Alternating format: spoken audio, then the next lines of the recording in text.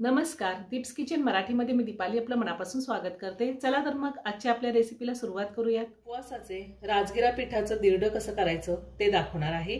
हे दिरडं चवीला अप्रतिम तर लागतंच, पण झटपटही होतं। ते उपवासाचं दिरडं करण्यासाठी मी इथे 1 वाटी राजगिराचं पीठ घेतलेलं आहे। एक मोठा बटाटा किसून घेतलाय। बटाटा किसल्यानंतर 2 ते 3 वेळा पाण्याने स्वच्छ धुवून पाण्यामध्ये ठेवला आहे, म्हणजे बटाटा काळा पडणार नाही। अर्धा चमचा जिरे घेतलेत, अर्धा चमचा मिरचीचा ठेचा घेतलाय। फक्त मिरची मी ठेचून घेतलेली आहे।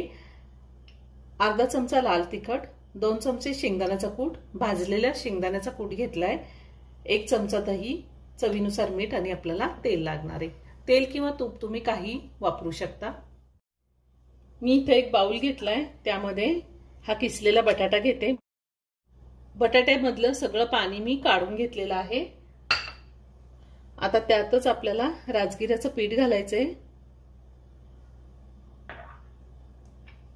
हिरवी मिरची घालायची आहे। मिरचीचं प्रमाण तुम्ही तुमच्या आवडीनुसार कमी किंवा जास्त घेऊ शकता। लाल तिखट, जिरे, शेंगदाण्याचा कूट, 1 चमचा दही। दह्याने छान आंबट टेस्ट येते। तुम्हाला जर दही नसेल घालायचं, नाही घातलं तरीही चालेल। आणि जर कोथिंबीर खात असाल उपासाला तर थोडी कोथिंबीर घातली तरीही चालेल। चवीनुसार मीठ। आता हे सगळं व्यवस्थित मिक्स करून घेऊयात। मी सगळं व्यवस्थित मिक्स करून घेतलंय। आता आपण आपल्याला गरजेनुसार पाणी घालायचं। जास्त पाणी नाही घालायचं, थोडं थोडं पाणी घालून हे पीठ भिजवून घ्यायचंय।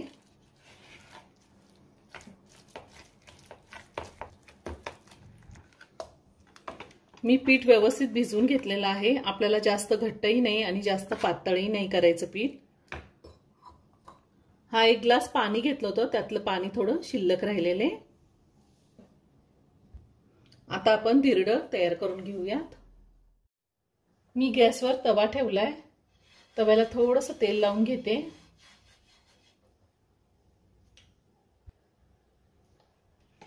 आता आपण यावरती पीठ घालूया आणि सगळीकडे व्यवस्थित पसरवून घेऊया।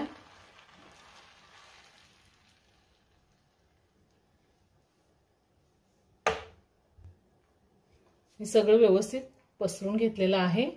आता आपल्याला ह्यावरती झाकण ठेवायचंय।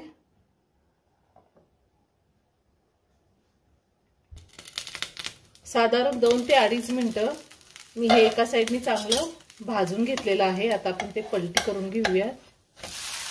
एकदम छान खरपूस भाजले। आता दुसऱ्या साइडनी सुद्धा मी असंच भाजून घेणार आहे। दुसऱ्या साइडनी सुद्धा दिरडं चांगलं भाजून झालेलं आहे आणि छान खरपूस भाजले, क्रिस्पी झाले एकदम। आता ते मी काढून घेते आणि ह्याच पद्धतीने राहिलेले सगळे दिरडे करून घेणार आहे। खमंग खुसखुशीत असं राजगिराच्या पिठाचं दिरडं तयार करून झालेलं आहे। खूप छान होतं।